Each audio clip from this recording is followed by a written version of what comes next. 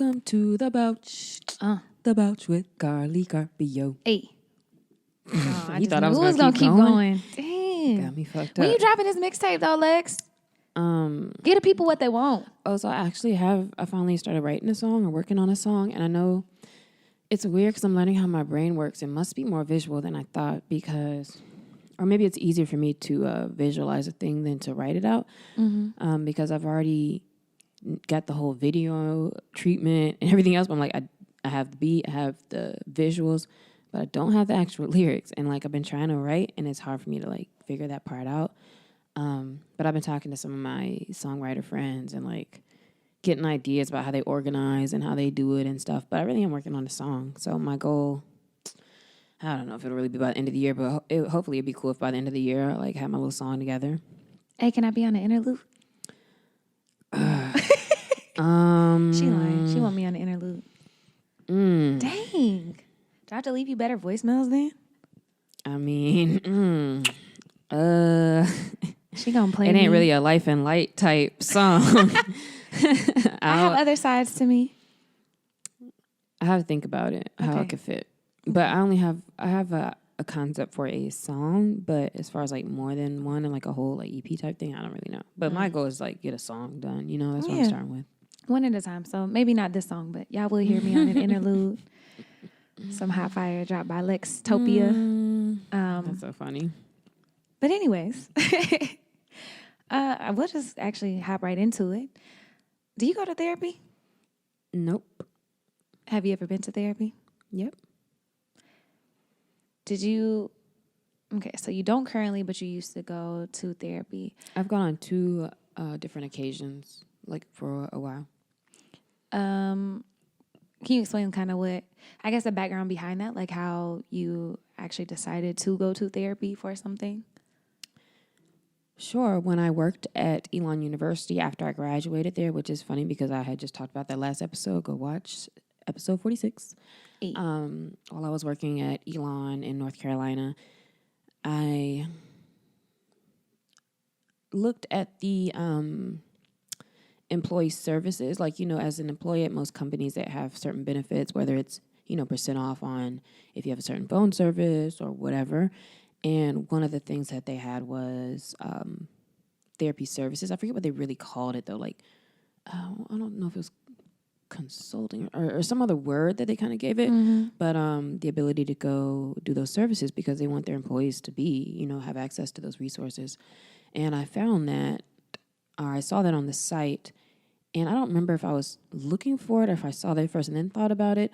But the reason at that point that I wanted to try therapy was because, and this is kind of different maybe, but it was because I was over some things. Like I had gone through some things in college and I had a lot of different habits and things that I was over. But I felt like I needed some kind of closure about it. And so at this point, and I remember my psychologist was a Black woman. She was an AKA. She also actually found out she went to the same type of church as me and stuff. But when I went in there, my first session, I was like, hey, I'm here because I used to do this and this and this and this and this and this. And she was like, oh, okay. So it wasn't like to pull anything out of me or anything like that. I just wanted to like work through that kind of stuff. And I went... I don't know how many times I went. I think I only really went maybe, it had to be under 10 times for sure. But yeah, it just somebody talking me through it. So that was the first time I had ever done it, and I didn't feel scared or uncomfortable at all. And it's like I wanted to talk about it. I wanted to talk to somebody about stuff, and I just needed an unbiased person. That's what I was about to be like. You wanted to talk to somebody, but the reason was because they were an unbiased, like outside kind of voice. Had other people in your family like been to therapy? Is that something that y'all? I have no idea.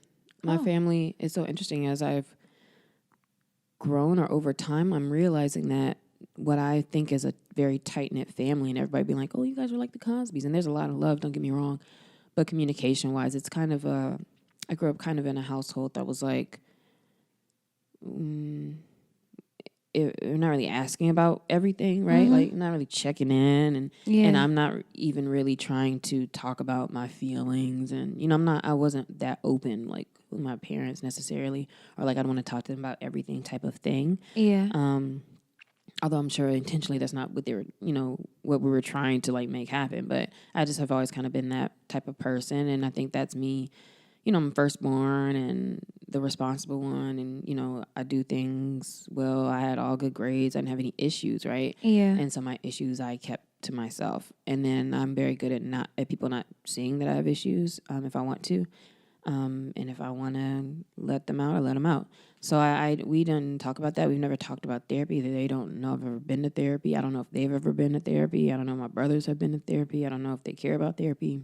Yeah, that's interesting. That's actually kind of why I wanted to talk about therapy as a broad topic, but kind of get down into the nuances of it. I would say that you're probably an outlier in a lot of areas in your life, but especially you like knew exactly, you're like, okay, well, I need an unbiased opinion. I want to talk about these things. Like, this is the process that I get there. Whereas me, whenever I first sought therapy, like, it wasn't something that I guess I was open to. It just, I don't know if it was just because it wasn't something I deemed accessible or something that I thought that I needed. Like, usually being like the strong person and being the one that everybody comes to in my family and in my friend circle and in all of those things, I was like, I don't need therapy.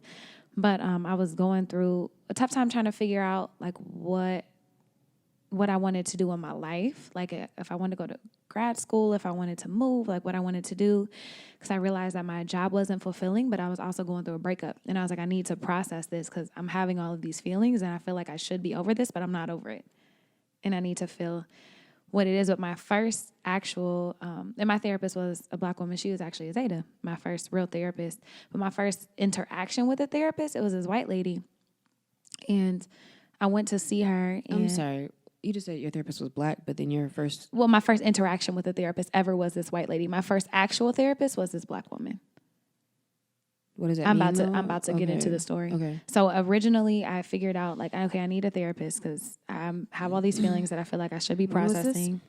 2013, And I felt like I needed an unbiased opinion, but someone to help me kind of work through things because I was like, man, I guess there's a lot of stuff coming up and I don't know how to deal with it. So I reached out to a therapist, found this white lady, went to go see her, had this whole discussion with her, broke down about a lot of stuff, opened up, had one session with her. And she was like, basically like, oh, you have PTSD. And then she never answered any of my phone calls, never replied to any of my emails, never like anything, like nothing. Wouldn't call me back, didn't email me. Was it an office where she was? Yeah, one of she the was in people? office. No, it was her office. And like, are you supposed to call your therapist though? Well, to schedule another appointment, but she never replied to anything. And so it was like I had like, overcame like my fears or my what would be holding me back from going to a therapist, and I finally like reached out and was vulnerable and shared a whole bunch of stuff about myself. This lady labeled me and then never like reached back out to me or never anything. And I was like, I guess that's a thing. I don't know what's going on. And my mentor is pissed because she had like kind of encouraged me to go to therapy and to talk about it. She was livid. She was like, they're not supposed to do that. I'm going to call Better Business Bureau. Not supposed to do what? Just not reply to people like after that. Like even if she's like, I don't think we're a good fit. I can help you find another therapist or maybe this is a better resource, but you just don't I guess, provide other resources or at least tell them like, hey, I don't think it's best that we work together. Like having that communication. You don't just cut off communication, I guess. And where were you at? I was in Dallas. Oh, okay. Yeah, I was living in Dallas. And so that's when I say I found, finally, when I like got up the courage, I found the other therapist who became my therapist was a Black woman who's a Zeta. But why was it find your courage again? Because I felt like I don't open, like I... Did you take it personal? I just was like, well, see, even how I was taking it, I guess I did. Yeah. I'm trying to be defensive about it. Yes, I definitely took it personal because I was like, man, like I shared all these things and I tried to be vulnerable and be open. And I guess I'm so messed up. She doesn't even want to work with me. Like I kind of took it on myself. Like, dang, I'm that messed up. The therapist don't even want to mess with me. But it's not like that, right? I was feeling terrible. Okay. But then I was like, well, no, Carlie, like that's probably not what happened. Like could have been life stuff, could have been business stuff. Something could have happened in her family, like whatever. But also not making excuses. Like there still should have been some type of communication. But like don't let that deter you from doing the things that you know you need to do for yourself. And so I like reached out, found another therapist, but this time I like called all of them and was very upfront. Like I started asking them questions to make sure like, oh, are you a good fit for the things that I feel like I need? Like I read through all their websites. I had this like ongoing list and I'm like, nope. These are the 3 that I like. Let me call them and have like intro sessions with them. And it was very helpful. It helped me process a lot of those feelings. Also working through a couple of things I didn't realize that I was like, lost some baggage I didn't realize I was holding, and some things that were still very much affecting me in ways that I didn't realize in relationships and my job and all of those things. And so I stayed with her, I don't know how long, in Dallas, but that was very helpful and helped me process a lot. And then I stopped seeing her for a while. And then when I was in business school and life just got crazy, I made this, like, I guess we would do phone appointments. Like whenever just I needed them, like whenever I feel overwhelmed or be struggling with something, I would call her and we would do that. And then recently I've gotten one, like an in-person person out here in Los Angeles to, help me kind of process, because I am in a lot of transition in a lot of areas of my life, and someone just to kind of help me talk through things and to bounce ideas off of, who's unbiased. And I think it's just been very helpful for my journey. You mentioned that you have had certain time periods or certain things, occurrences in your life where you saw a therapist. Was that helpful for you? I kind of don't really remember all the experience the first time I went to therapy. I feel like I remember her just being kind of surprised that I was in there, just telling her everything. And I feel like she recognized I was in a place of awareness and was just kind of working through. I think it was very helpful because I felt like, okay, I'm on the right path, and this is why I was doing those things, or these are the foundational kind of stuff that I was working through. And I guess I felt good. I don't remember like how I felt, but I also don't remember feeling very like my first impression of it. I don't remember feeling like, wow, like this is awesome necessarily. It was just like, okay. But then the next time I'd done therapy was a few years ago. So this first one was like 2009-ish, maybe 9, 10, something like that. And the next time I did therapy was virtual using Talkspace. And that was not last year, it was 2017 that I started with her. And Talkspace allows you to go in there and look through different psychologists, put in what you want. So I wanted a woman of color. They sent me like 10 people to look through. And I read their bios, definitely judged by the pictures, and was like, one of them looked 2 together, and like her bio was like 2 together. The other one was like, I'm Dr. blah, blah, blah from Oakland, and this is what we do. And I was like, bet. And so you start out, even though it's virtual, so the platform allows you to, basically it's like you're texting, but in the platform you're texting and talking to them, right? But it starts out where you do a video. So you have a 30-minute video session first where you can really kind of talk to them. And I remember that the first time we spoke with Dr. Jacqueline, I don't remember her last name, she like gathered my whole life, and like I was talking to her and I don't remember what I was saying, probably like, I'm feeling burnt out and, just like stress and work and probably guy stuff at that time too. And I remember her just being like, well, it sounds like you're living in your head too much, and this and this and this. And I was like, oh my God, I never even heard of that, like living in your head before that. And then after kind of hearing about it, then I started to notice it more. And even in reading books on tethered soul, things like that, you see it in different places. And I'm like, I understand more what that means as far as, you're thinking too much about past or future stuff. And you're not here. Like, I'm not here.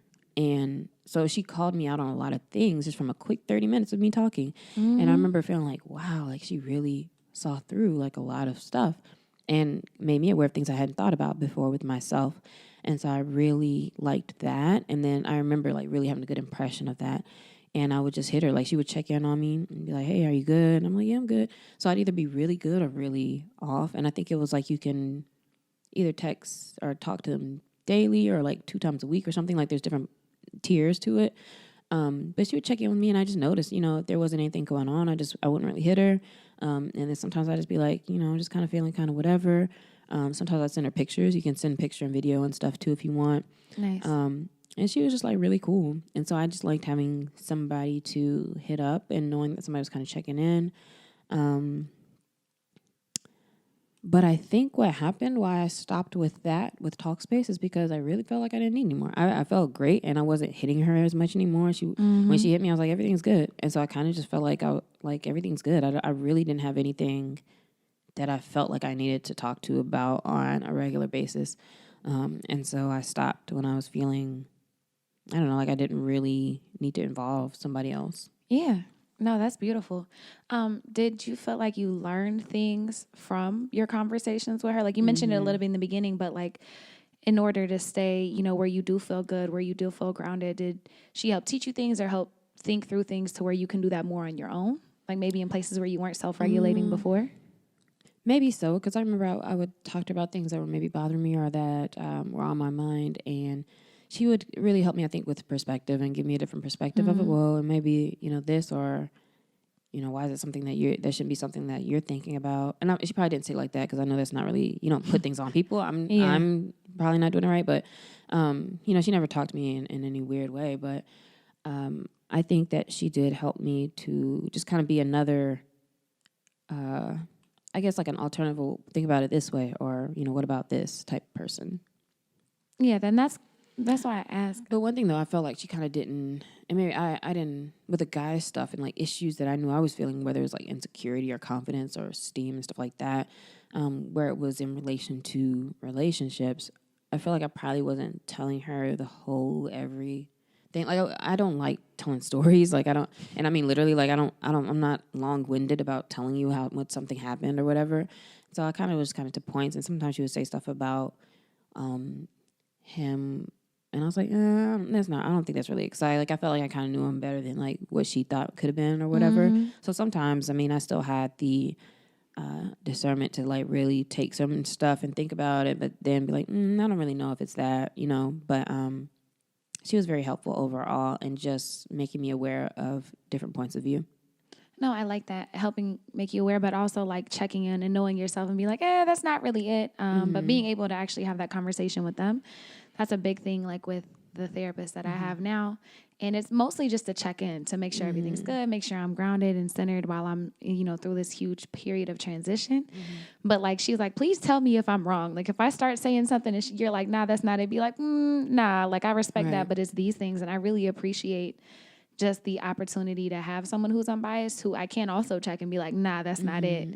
And have these conversations just to checking in while I'm, in this period of healing and like growing and unlearning and, figuring out who I am and what this 30-year-old Carlie looks like and who I am in this season of my life and like focusing. And I was really inspired to talk about this because I've had a couple conversations with people who like therapy has really helped, with some who don't really F with therapy like that. And I just wanted to share like our personal experiences and kind of thoughts on if it might be useful, if it might be something that people could check out. And if not, if there were alternatives and other things that we found that's been helpful like on our journeys.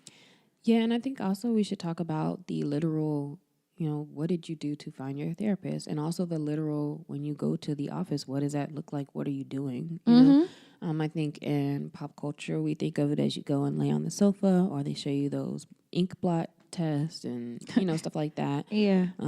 Like Sopranos, that, somebody's there with their notepad and they're just like listening. So kind of going back a little bit, like I said, I found mine on the HR site of where I worked. And a lot of businesses, people who have asked me about therapy, that's the first thing I usually tell them is to check your benefits in your HR, because a lot of times they do have it where you can do that for free as an employee. What did you do you said you were searching, like what did you do to find your therapist? Well, at first, in Dallas, like I looked through my insurance network. And you can go, because I had insurance. Oh, insurance. And so it's like, here's all the people that are in our network. And then I started looking and I was like, okay, a woman. And this is before I knew that I needed a woman of color specifically, because I wasn't there yet with therapy. You did it as if you're looking for a doctor or anything like a doctor. for health. But I wouldn't recommend going about it like that.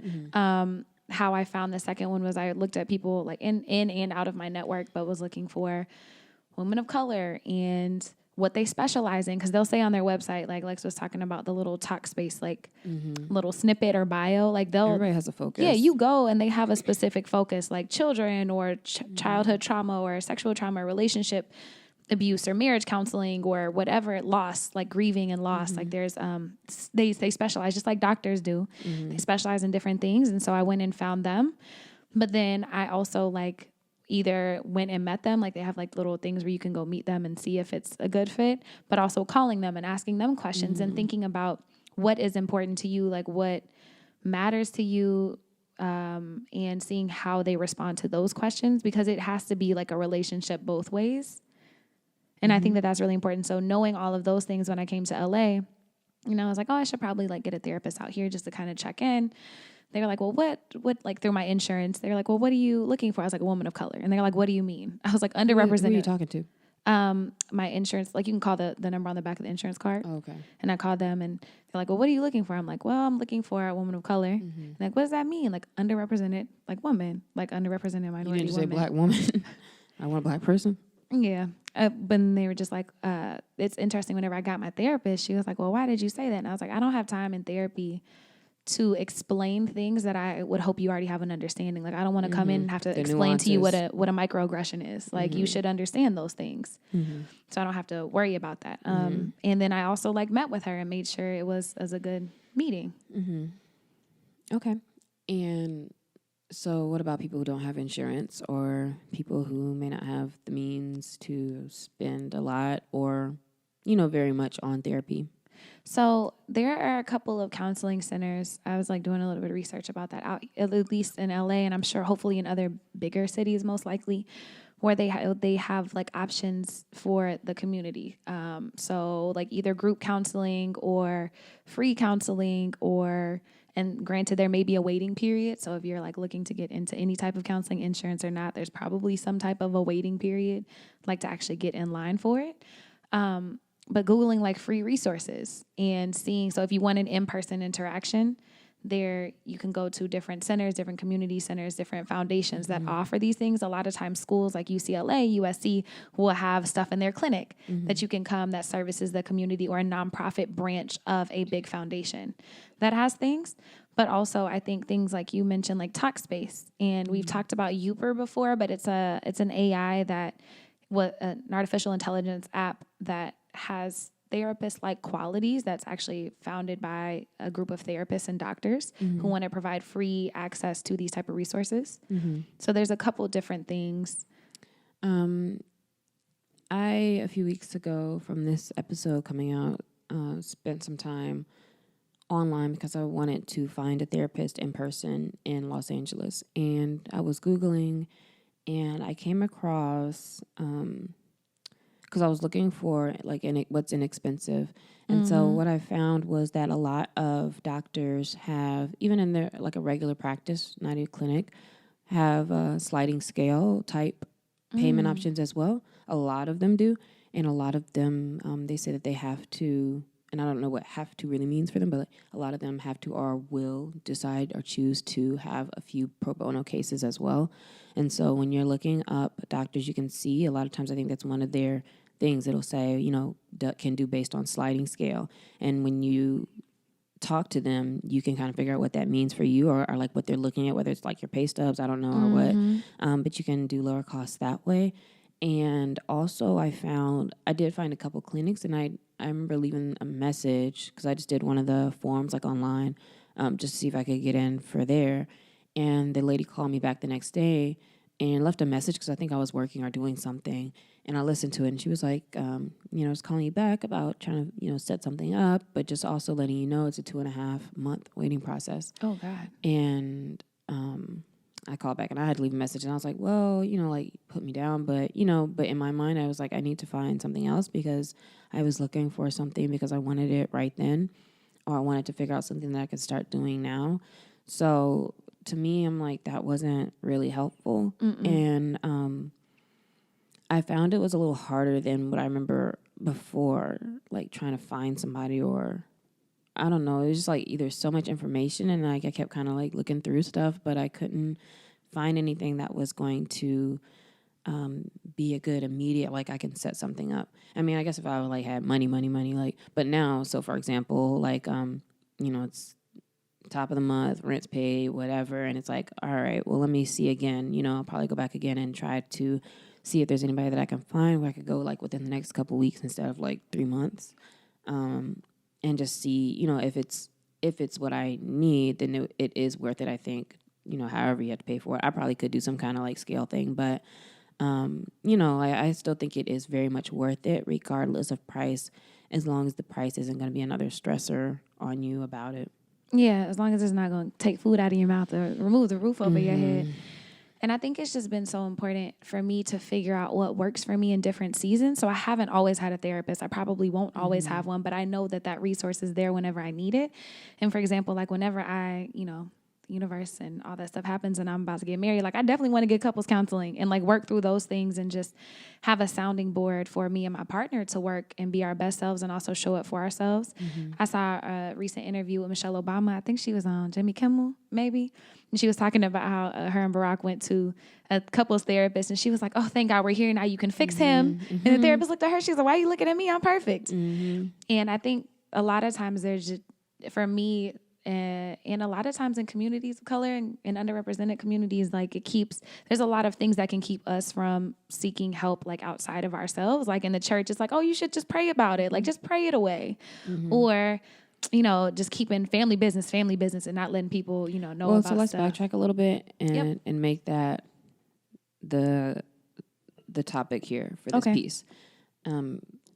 Things that keep people from exploring therapy. So that first thing you said, fear, I guess. Fear, experience with it, which is fear is not what I said, but tying it to like communities of color and underrepresented communities. Like a lot of time there's like we're keeping our family business just our family business, or that's not something that we do, or like we're Christian, like we should just be able to pray it away. Like tradition. Yeah. Okay. So then I think fear maybe is one thing, but I think that's separate than that second part you just said. Agreed. So with the fear, maybe that's just like you're not ready to be vulnerable. I would say probably not ready to be vulnerable, afraid about what you might find or that. Which is interesting because do you think that means that therapy has to be a thing that you're ready to be those things and that's why you decide to do it?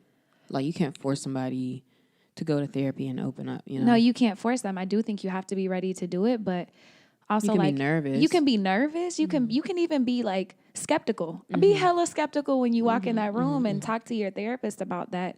But they're meant just to provide a space for you to talk. And so you don't actually have to be, that's why I don't like I do think you have to be ready to at least try it, but I don't think you have to be ready or on any certain level before you can walk in that room. Okay. And then with the keeping your business and what was the second Religion, part that you said? like tradition. With tradition, I think that those are kind of two separate things too. So like with religion, a lot of times, anytime you're going through a thing or you feel some kind of way, it's like, well, the reasoning is like you're not right with God or you're not in alignment with the Spirit or however, you know, that may have been presented to you. And that is something that if you get right with God, that you will be okay. Or if you reestablish your connection with your spirituality, that you will be okay. And there are a million reasons and things that you may want to go to therapy for.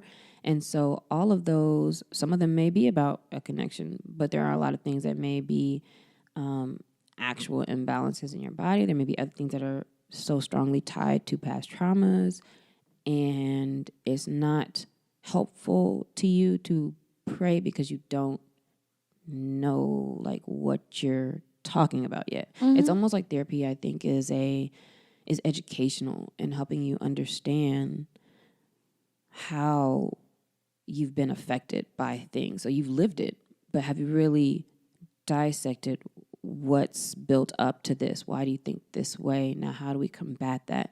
And that's not necessarily something that you're gonna like get on your knees and pray and then it's just like, oh, and everything's fixed. It's just working through it with somebody. And maybe you can kind of work through some of that stuff with yourself. Like we do a lot of self-regulating ourselves and thinking about those things, which is fine. And I think maybe that's why I kind of got to a place where I felt good with therapy until now there's a new set or a new type of issue where now I'm like, I don't really know how to attack this thing. I don't know what to do with this. This is different. And that makes me want to talk to a professional again, who, because they've studied these things and maybe they can help me understand or spark what it is I need to learn to now deal with this. And then maybe again, I'll be like, oh, okay, I'm good. You know, like I can figure this out, or maybe I still talk to them or whatever. But I think it's for the help of understanding yourself. And so I think that religion isn't always the answer for that. It can help you be more at peace and feel good, but therapy and physically talking to a person is so much different. And, you know, I hate to hear people write that off, or even for people who understand that it's important to talk to somebody. The response I've gotten before in the past when I asked somebody, hey, what do you think about, you know, you trying therapy or going to therapy, was, I don't think you need therapy if you have good friends. Yep, I've heard that too. And my response to that is, I get you, but A, the fact that you're talking to somebody who's unbiased, and B, the fact that you're talking to literally a professional, I think you're not giving enough credit to the fact that these are like things going on that you really, like, people have researched and learned and focused on, right? Like, and we feel like that's not something that somebody else can tell you. Like, they can't tell you about yourself, but they can, and they have a more, because they're unbiased and because they have the knowledge, what they're giving you is a little different than your friend who knows you or thinks they know you, and the projections that may come from that, or, you know, they don't know all the information, or just the fact that, honestly, just the style of how you speak to a therapist and how a therapist speaks to you in a way that helps you bring out your own kind of conclusions. Everybody's not able to have those kind of conversations with you. And so while you may think that with a friend you can talk to them and they're helping you, or they're giving you a good balance of helping you work through stuff, that may be fine, but it may be totally more like appropriate, and you may get way more out of actually talking to a therapist. And I like the way that you put that, because I have some great ass friends, but I still enjoy talking to my therapist because it happens in a way that's action oriented. But she can tell me about myself, and she does, but a lot of times it's her asking the questions that help pull the things out of me that help me realize, and then also giving me strategies to deal with those things, or to process through those things, or to think through those things in a fresh way that I haven't been able to do before. And a lot of times, you mentioned it a little bit, but other people's lenses of you, like if I've been your best friend your whole life, I think I know everything and I can always tell you this, but I actually don't know what's going on in your head. And unless I'm asking you those questions and pulling that out in a way that also understands that psychology and the philosophy behind it, I'm not necessarily equipped with the tools to help you get to the next level. And I feel like sometimes in life, like, I don't feel like you need a therapist all the time. Maybe you do, and that's great that you know that about yourself. But sometimes there are things that happen that you might not be able to work through and process by yourself, and that's okay. Yeah, and, you know, therapy also isn't for just when you don't feel good or when you feel bad or feel away. It can be helpful still to, like you said, have somebody you're checking in with just about life and just talking, because there's always stuff kind of going on, and there's always ways that we're growing and improving ourselves. So it's not a wait till you're sick and go. You know, you need to have preventative, and you need to still be making sure like you're on the right path with that. So you don't have to wait till you feel like you're in some super dark place to go do that, I don't think. And maybe it'd probably be cool to go when you're feeling like good, and to see how much maybe kind of gets lifted up, even feeling good and you feeling comfortable. It's like maintenance. It's like working out. You don't work out once and then you just good forever. It's like a continuation thing. Like, even when you feel good, even when you might have those abs, like Lex does, you still go to the gym to work on them and get better.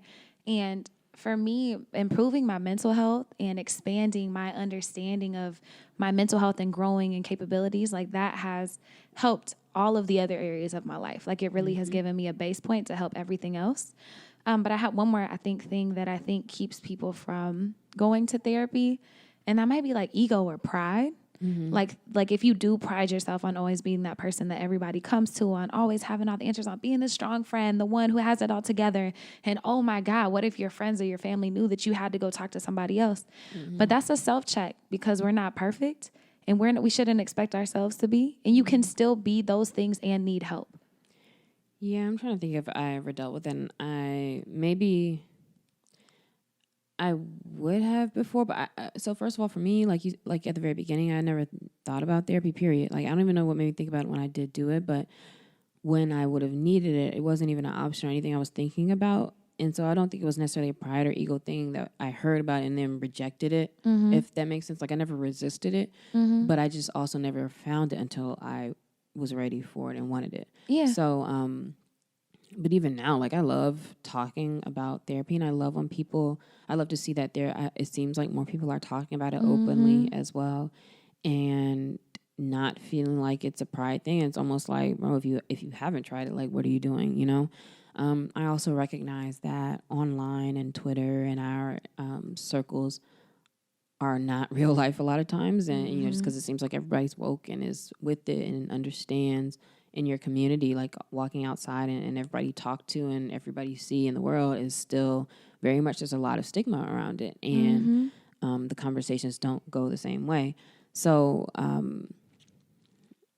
if it's one of those things where you do feel like pride, ego, again, you know, it can be a personal thing, right? Like it's not something that I feel like people have to talk about. You don't have to tell anybody what you're doing or going, but it is worth exploring and just seeing if it's for you. Definitely. And that's no judgment if you haven't, or like it's something you're still pondering, because you very much have to make that decision for yourself. And I realize like access to a therapist and the money to go, because they can be very expensive, is a privilege.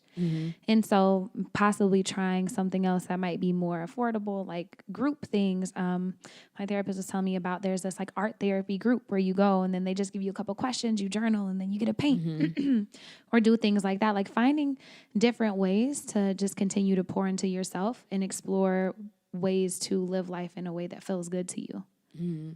So when you physically go to the therapist, what does that look like?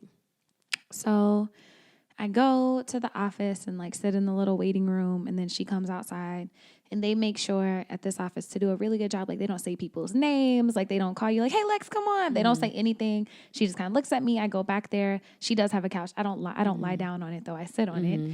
And I usually have my journal with me because I like to take notes, and I'm a notebook hoarder. So I just have those, and I like to write down my thoughts. Sometimes I will come prepared, like, oh my God, this happened this week and I really need to talk about it. And sometimes I won't come prepared, and then she'll just start asking me questions. And it's like a conversation. It's a back and forth conversation. She listens, and then she'll ask me questions, and then I'll think about it, and we'll just continue processing like that. Do you get homework or anything? Sometimes, yeah. I like that stuff. I'm a nerd. I like walking away with things that I can do. Usually, in CBT, which is cognitive behavioral therapy, they tend to give more exercises, like of things to do. But sometimes I don't. Sometimes it's literally just a space for me to go and talk, and then to leave. And then that's How long are you in there? 45 to 55 minutes. It kind of just depends on how our conversation is flowing that day. And how often do you go? I go once a week now. Okay. It's really nice. Sometimes I cry. Sometimes I don't. And do you have like a set amount of times that you've set to go, or how does that work? Well, luckily, praise the Lord, through my insurance right now, it's unlimited. And so I can just go until I no longer feel like I need it, or until whatever. But ones I've done before have been like 8-week sessions, or like 10-week sessions, or just like 1 session or 2 sessions to process a certain thing that's happening in my life. But it's kind of like need-based at this point. It's you my use need. it need-based? Yeah. Well, like that's the understanding, is like as long as I need it, like it's there and the resources are available. Like I said, thank God for my insurance, because before when I was paying for it in Dallas, I was like, ooh, I really need to see her, but I'm like, my rent. Ooh. And was it that you were paying every time you went, like a copayment, or what is it called? Not a copayment. Well, she was out of my network. The one I found in Dallas, who I love, she was out of my network, so I had to pay. You paid per session. I sure did, and it was expensive, but it was worth it. And this one you're paying per session too, right? No, my insurance covers it. Oh, the whole thing. Yes, Lord. Oh, okay. That's so why I'm going weekly. Okay. What about you? Like, what have your sessions looked like? You talked a little bit about Talkspace, but like, have you done in-person sessions? The only ones from that first time, but it was such a long time ago. This is almost a decade ago, or it is a decade ago now. I remember just being back there and her sitting in a chair in front of me, and I was sitting there and just talking. And I don't remember having really any homework or anything. I feel like it was just conversations. And I feel like I just came in ready to talk about stuff and until I really didn't have anything to talk about. And that was it. So I don't remember it being anything really dramatic. And I guess it will be the same thing when I do start up again, when I can find somebody that, you know, I'd go in there already knowing what I'm trying to talk about and what's going on. And it's just a matter of, you know, helping me work through it, I think. Yeah. So. And I want to reiterate, like, you can be super self-aware and already know what your issues are and still, like, need a therapist, or it can still be beneficial. Because, like, Lex mentioned, for me, and I've had other friends who literally can go into a therapist and be like, okay, here's the things that I'm struggling with. Here's how I'm reacting to them. Here's how I feel I need to do better and these things. And it can still be very beneficial. Like, I'm going to walk into the session and be like, I'm here because I feel dead inside and this is what's going on. And that's like, and she's going to be like, oh, okay. And I don't know, but we'll see. But like, I will literally go in there and know what I want to talk about. But I just, and for some reason, because I love Google and like I Google everything, like every little thing. So I like Google stuff and like reading stuff, but it's all stuff I know, right? Like we know, you know how to like, you know what things say to do, but at the same time, there's still some kind of disconnect, right? Like if you're feeling off or whatever, it's like, okay, meditate and do this and go for walks or whatever. But it's like something still different. And maybe what you can't Google is what the why is. Like, what is it in your life that has got you to feeling like this way or something, right? Like, you can kind of get some ideas for how to feel better, but it's almost like you're putting a Band-Aid on it. And I really need to understand, well, why do I keep getting this sore or this, you know, getting the infection out. Yeah. And so I think that's more of it now. Is like, where is this coming from? Or like, why am I thinking these certain things? Or like, what is it rooted in? And then just feeling like you can kind of talk through that, I guess. But I don't know. I kind of feel like you can kind of talk to friends, but like, it just, I actually don't really know what the difference is for that for me. Cause I do think I have very aware friends that I can talk to stuff about, but I don't know how they would dig into like my stories and me, you know, like who I am to get to that. I don't know. And I think even as well-meaning and aware and as much as friends can love you and be there, I think it's just the toolkit, like literally like how you studied to get to where you are and you have all your years of experience in social media and in branding and all of these things. Oh, true. Like psychologists and therapists and people who have studied, they're like, oh, let me just pull out my kit and to help you out. And so, like I said, I have excellent friends. Like my team is A1, A1 plus, and Michelin starred in this thing. But anyways, they still don't necessarily have all the tools to help me process, and also keeping in mind that they're very much, just like therapists, are very much processing their own stuff too and working through their own stuff. And so we're all in this thing together. And it's just been very beneficial. I was trying to think of the difference, and I think that is probably one of the only differences is that they're unbiased first, and research, and then that knowledge and research that they have. Because that's what they've been studying for their whole life, is just human behavior and the connections between your life and the way you act and make decisions and do things. So a lot of that sometimes you can't see from yourself. You need an outside view to help you kind of figure that out. And they can see stuff in your stories like, if Lex best friend, how you explain exactly things, how you explain it, they're like, hold on, but your friends just know, like, oh, that's just how Carlie is, or oh, that just that happened to Lex, blah, blah, blah. But they miss the little things, and then you realize that you're justifying something else or bad behavior or whatever, you know, that you're not thinking about. So I think it's always cool to bounce off of the most knowledgeable people and people who are actually going to help you or who have your interest in mind, I believe. And I do feel like therapists really are trying to help you. It's not like, I think I do remember my first one being like, yeah, I'm not, you know, my goal is to like get you from feeling like you don't need to come here. Not that she's kicking me out, but, you know, like help you work through what you're feeling now while you're here, and, you know, hopefully you'll be good. So yeah, and give you tools and resources to keep you feeling good and to check yourself whenever you like fall into these patterns or whatever it is, which is a lot of times what you find that it is. Yeah, so I'm interested in hearing from the listeners. Like I said, I feel like a lot of people on Twitter and everything else are like, therapy's cool and I love my therapist.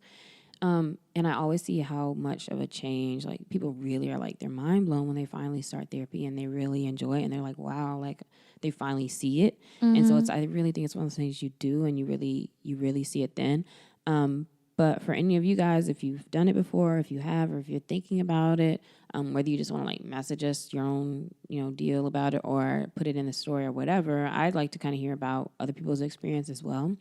How they found a therapist or, what they're doing or if they never have or why. I'm interested in kind of hearing more about that from you all. Yeah, I would love to. Screenshot at Carlie's Couch, at Lextopia, at CC Fierce on Instagram. Let us know. I would love to hear it. Maybe even if it's not something like she said in your story, maybe just send in a message or an email. We have a little box on the website where you can do that. Mm-hmm. So let us know. Yep. And my last thing too about that is because I've had people try to hit me up and ask me like real deep questions, and I'm like, I don't know you, and I'm not a therapist, so also respect your friends, or in my case, strangers who you feel like might be your friends, and that just because we are self-aware or like, I feel like we get stuff, but like I'm not a therapist, and I'm gonna tell you that. And if you start asking me a whole lot of questions, I can't. That's not my place to like really try to dive into that, and so. Kind of make sure that you also respect yourself and that you go to the real resources and that you respect other folks. And even if it's like your close friends or whatever, that they may not have the capacity or ability like to really do the same things a therapist will do for you. Yeah. And knowing that that's okay. And if you've been trying to do the same things, you've been talking to your good friends, you've been working out, you've been journaling, but something is still not clicking, maybe try a therapist. Or talk space, or you were like figure out what you're comfortable with and try that. Just try something different. Let us know how that goes. Like I said, if you're like, I don't want to talk to anybody, there's art therapy. Like look for different therapeutic resources. There's so much resource behind it and so much research behind it and scientifically how these things can help. So finding something that works for you. And then we have the shout out of the week. I am super hyped. I probably just got hella loud. But it's my best friend, Kymberli Barrett. I give her a round of applause. She passed her a 6th and final architecture registration exam. She is officially a licensed architect in the state of Georgia. Wow, Black 6? woman, 6 child, 6. So they give them 6 years. I'm gonna brag on her. They give them 5 years to pass 6 tests. She did it in a year and a half. And she said she's been struggling this whole time. So shout out to her. I'm so proud of you. But I also just want to emphasize how different my friends are. You want to know how I found out that she passed this test? Online? On LinkedIn. This fool posted, she said, hey, pass my test. I'm a registered architect. And I saw it on LinkedIn. I called her. I was like, Trick, you wasn't going to say nothing? She said, it ain't nothing to say. She said, I passed my test. And I was just like, well, yeah, so we are going to celebrate you. You deserve your flowers. You worked your ass off. So now you can have a social life again. Yeah, congrats. Because my cousin, he went to school for architecture, and I know you had to have like, there were certain tests that you had to pass. And so he was working at a firm, not as an intern, but like as something like some level. So it's like he was working while then like taking them along the way. So I guess that makes sense now that I know there's so many tests to take. And it's like he was kind of trying to get the experience as he was doing it along the way. But I'm kind of like her. Like I'd rather want to knock it all out as quickly as I can. So kudos to you for sure for moving through that. Because if there's 6 different tests, I can imagine it's very easy to just like get comfortable, just kind of working or doing whatever, and then doing all of those. Jeesh. Yeah, so she just knocked them things out. So super proud. Black woman architect in the state of Georgia. Yeah. And then we have our question of the week. The question of the week is, Carlie, what can I stop beating myself up over? Everything. I need to stop beating myself up in general. Like, I mean, because there are so many things, like not being where I want to be, not doing this, not showing up how I thought I should have. I could just continue it. And I'm like, girl, just shut up. Girl, hush. Right. Like, just enjoy the moment, be present, be proud of where you are, be proud about how you show up every single day, and know that that's enough. Okay. What about you? I would say one specific thing for me would be on starting my day a little bit later than I'd be thinking I want to start it. By the time I get back, if it's a gym day, I get back from the gym and like you shower and stuff. Sometimes I don't get started till like 11 or it's like 12. Or there's been some days where I'm running around and then I actually start my like work like 4 o'clock. And then it's like, oh, I'm so behind. I feel like this or that. But I remember one of my friends was like, dang, that's cool that you get to do that. Like it's weird because isn't that the perk of when you work for yourself, it's like you have your time to control the way you need to. And so why am I trying to still fit it into this? I need to get started by 8 and do this, because that's actually the perk of it. As long as I'm still getting stuff done, that, you know, once I start is when I start, but not feeling like, oh, the day is over, you know, if it's already like midday and you still have so much. And so kind of stop thinking about time as like a box and like a hindrance, and stop beating myself up over, you know, getting started when I get started each day. I like that. Yeah, that's the whole point of it. Like, and I lately have caught myself more, like when I'm like, all right, I've done got out of the shower and I did dishes, I start doing all this other stuff, and it's like, all right, now I sit down to work, and I'm like, oh, this is what makes it good, because I get to do all this stuff, and then I can work whenever I feel like working. So it's like that. It should be more of a positive thing. As long as I don't go brain dead too early. Yep, and don't put yourself off till last. Because at 8 p.m., I am not about to do those 3 things I said I was going to do for myself. So, yeah, and actually sometimes my routine has changed on non-gym days, where I'll actually just get up and just start working first, and then I'll stop and then like clean up and then, you know, stuff around the house maybe, and then go back. That's how I like to work, is I like to get up and do things, and then I have a break, because that's when my brain is kind of like in the middle of the day. Yeah. That's when I go to the gym, go run errands, and then, you know, round it out with some productivity and something that feels good. All right. Well, thank you for joining us this week. Hopefully you got some insight into the experience of therapy, finding a therapist, going to therapy, trying it out. If anything, like Carlie was saying, just research, just Google some stuff. You'll come across things. And like I said, start with your job if you have one, with what resources they might have. Look in your community to see what resources that there are that are low cost. And then if you got it like that and you just haven't started, like just find a place and just get started and see how you like. And you don't have to feel held to one specific doctor or one specific place. You know, take control of your own life, and that you're deciding who you're letting in and who you're talking to. And there's a lot of power in that. So looking at it as a thing of power instead of a place of, you know, going because of weakness, because quite frankly, to go and talk to somebody and be open is one of the strongest things that you can do. And there's so much power and strength and vulnerability. Thank you for listening. Have a beautiful week. Peace. Bye, y'all.